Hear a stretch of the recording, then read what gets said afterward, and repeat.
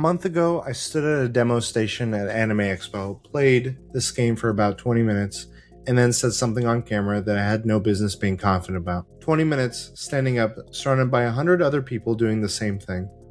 This is not enough time to know anything about a fighting game. Having now played over a dozen plus hours into the full release, I'm not done with it, and I can say this up front that I do want to go back and check on what I had previously said, because part of it held up better than I expected, and one part of it was straightforwardly wrong in a way that I think is actually the most interesting thing about this game. Some context on where I'm standing. Marvel vs. Capcom 2 is my favorite fighting game ever made. Not one of, the favorite. I trained for a Marvel vs. Capcom 2 tournament once, which is a sentence that overstates my ability considerably. I'd call myself an enthusiastic casual. I've been playing these games in this genre since Street Fighter 2 days, Mortal Kombat, Tekken, Tekken Tag, Deadly Alliance, Dragon Ball FighterZ more recently, and numerous others at pizzerias and arcades. I love the genre. I have never been anywhere near the top of it. So when Marvel announced a fighting game without Capcom, my honest reaction was skepticism. Not because Arc System Works can't make a fighting game. Obviously they can. But because Marvel fighting game has meant one specific thing for 25 years, and removing half of the equation felt like it should leave a hole. What I found at that demo station at Anime Expo a month ago was that there's no hole, because they weren't trying to fill one. Here's the part of my 20-minute read that has survived everything since completely intact. What struck me at that convention wasn't a combo or a super, it was how quickly I felt comfortable. That's the FighterZ quality, immediate readability. I can do genuinely cool things almost instantly, and more importantly, you understand what you just did. Quick sidebar for anyone outside the genre, 6 buttons here, light, medium, heavy, 2 specials, and like an assemble feature that assemble calls in a teammate based on the assist slot you assign them to. Then you can cross over, tag directly into teammates right around the moment they their hits land, or you want to do it right before or after and keep the sequences going. The result is that almost any combination of inputs both look and feel correct. Auto combos exist if you want them to, priced fairly, simplifying inputs carries a built-in damage reduction, so you're trading power for ease and the game tells you that up front. That's the entry. What I guessed at the demo was that there'd be a lot of room above it, and there is. The ceiling is very high, and the community has already found the long stuff, but that guess was safe. That's just what Arc System Works does. The read I'm proudest of with this one is, I said it at the con, it doesn't feel like noise.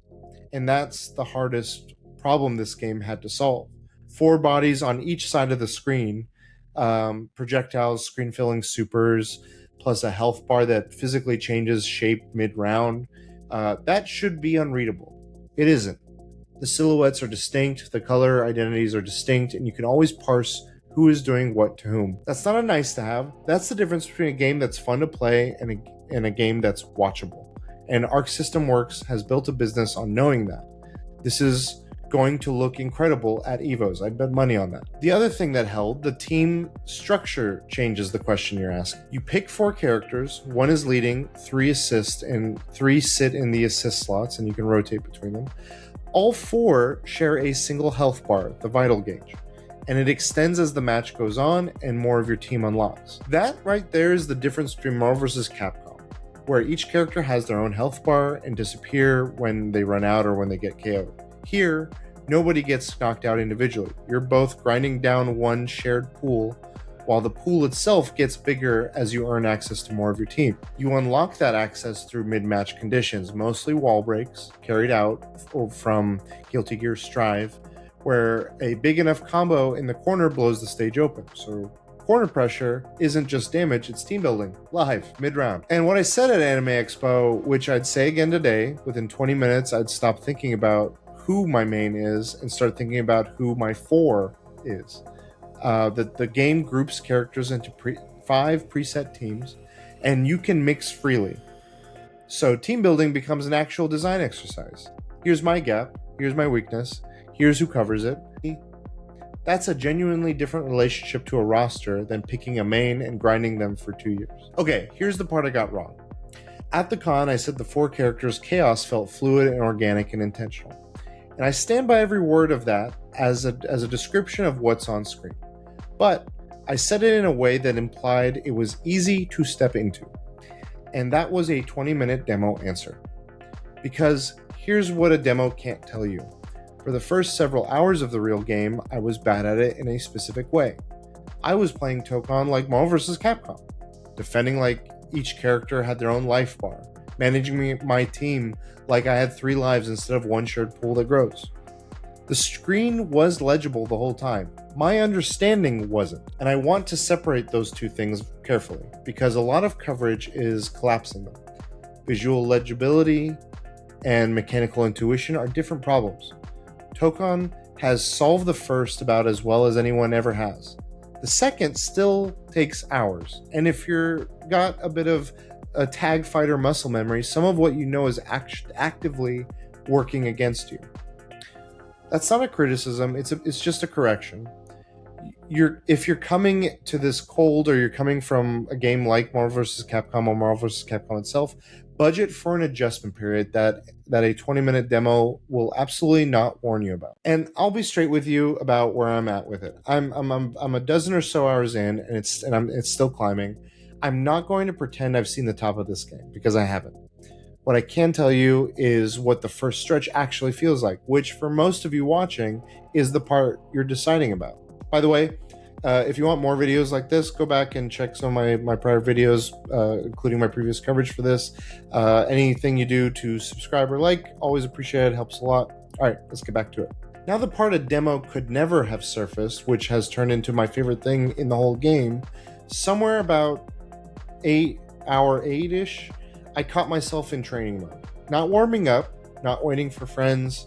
I was in there because I wanted to solve something.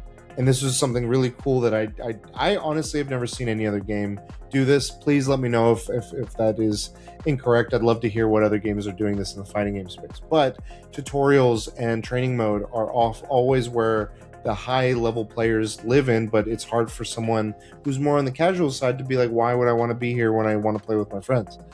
Tokon's tutorials split into a general battle guide and character specific lessons. Buried in those are the level up missions, and they aren't tutorials in the way you're picturing. They're puzzles. A mission gives you constraints instead of a solution. Once you'll have one where you're required to open with a standing light punch. Somewhere in it, you have to chain a specific type of a combination, landing in a special or something. You clear it, and also the final requirement could be like clearing a damage threshold.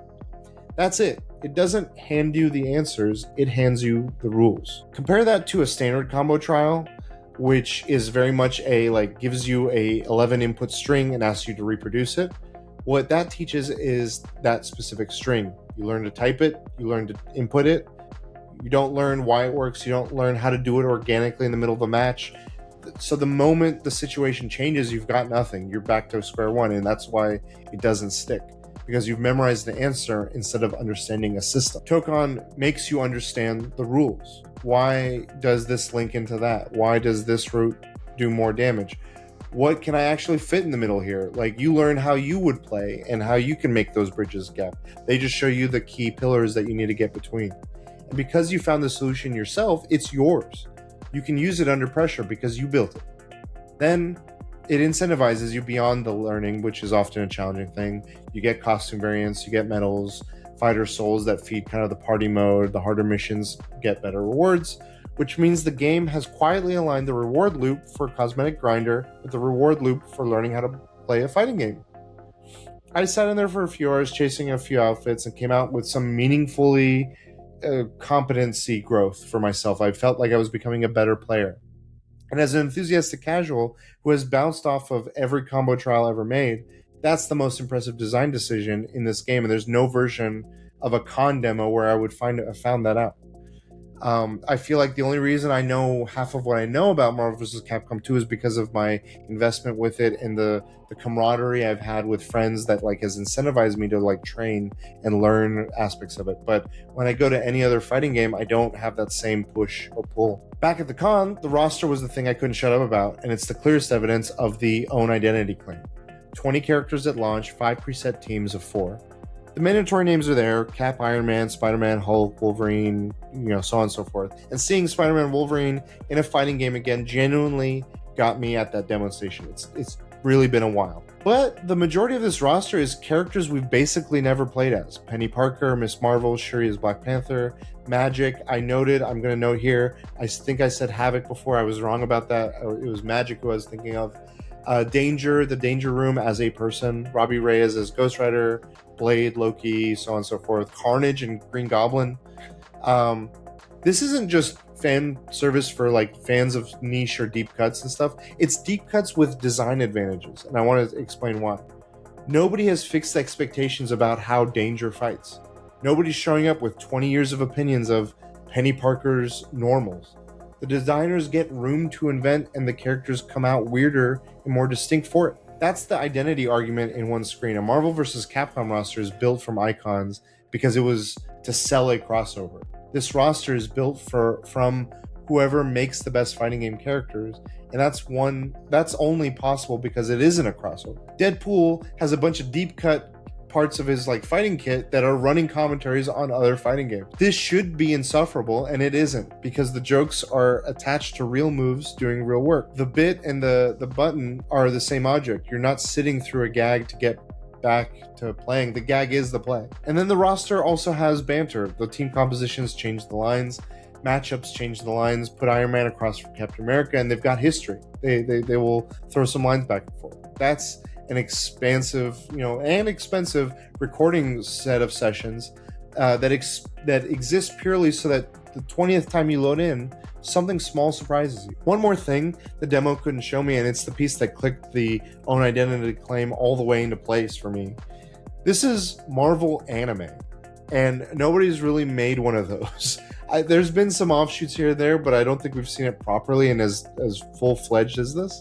The episode mode is 5 different campaigns, 1 per team, 11 chapters each, about 2 hours per path, with well-known comic writers writing all 5 arcs, and with different illustrators on each one. And each team's story gets a different artist, like I said.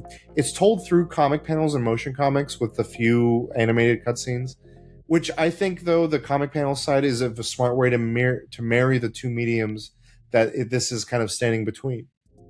And again, the premise of the story is very anime adjacent. It's literally a tournament arc.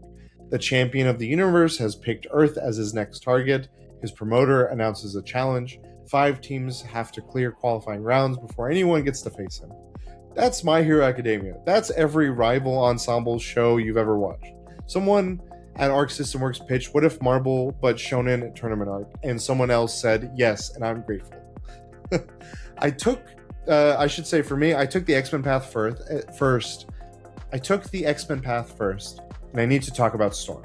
Storm leads the team, not as a courtesy. The story is built around her leadership, and the voice performance carries it. It landed for me because we've just been watching one of my personal favorites in the X-Men roster, Cyclops, getting a public perception glow up with X-Men 97 and numerous other forms of like X-Men work being out there. And it's been years of him being the punchline, and now the culture's kind of caught up to the idea that he's been interesting and he has a presence about him. Storm is also overdue for the same thing. One of the most powerful characters in that universe for 50 years, consistently filed by the mainstream under team member. This game files her under leader, and it's one of the quietly most correct things about it. Honestly, though, beating the story with one team is functionally beating it with all of them. Character-specific variations exist. The spine doesn't really change. Judge it as a story mode as it thins out fairly fast. It's not like, as long as you keep that expectation, it's not something that'll wear on much on you. It's kind of fun to just jump in to see what each team's like arc goes through. Judge it as a 2-hour way to meet the team and figure out who you want to play, and kind of learn a little bit of the mechanics through the mode, which is what it's there for. It's great. 3 quick things. The costume variants are nice and safe. This is a company sitting on 80 years of the nerdiest reference materials available, and I want the deep cuts. The ones that only work if you know. Free live service lever unpulled. There's no real breakout mechanic. A good player catches you clean and you watch the entire shared health bar disappear with nothing to do about it. When the bar is shared, that stings more than it would elsewhere. That's my bet for the balance conversation this year. I feel like they're going to do something potentially to address it, given how they've been addressing some of the other issues for the PC launch right now. And there's no traditional arcade ladder with per character endings. I think that's what we got with the story mode is in place of that, which is strange for a game that's so full of personality to not have like a character specific thing, but it being more team based, I can understand. Practical note, I've been playing on PC and then I've mostly been fine as of the date of this recording, publishing and recording. But I know that at launch, a lot of people were not. The PC version launched with a lot of performance problems, stutters, frame drops, all kinds of everything under the sun. Again, as of now, Arc System Works has patched those issues. I believe it's working well, but I don't think anything has plagued the PlayStation launch at all. So I think we're all in smooth sails, knock on wood, as of right now. So looking back, 20 minutes at a convention, and the call was, this isn't a Marvel vs. Capcom replacement, it's Marvel finding its own fighting game identity. Now, a dozen odd hours into the real thing, I think that was right, and I think I undersold it. It's not just that Tokon has its identity, it's that the identity is specific. A legible chaos machine with a shonen tournament arc bolted to it, and a training mode that tricks you into practicing. None of those things are Marvel vs. Capcom, none of them are trying to be. And the thing I missed is that it takes longer to click than the demo suggested, which is fine. I'm still into it. That's sort of the point. Last time I asked for your day 1 for like team roster. Mine's changed a few times since launch, and I want to hear where yours has landed now. Drop it in the comments and take the X-Men path first. Let me know what you think. Tell me I'm wrong about Storm. I dare you. But until next time, catch you in the next save point.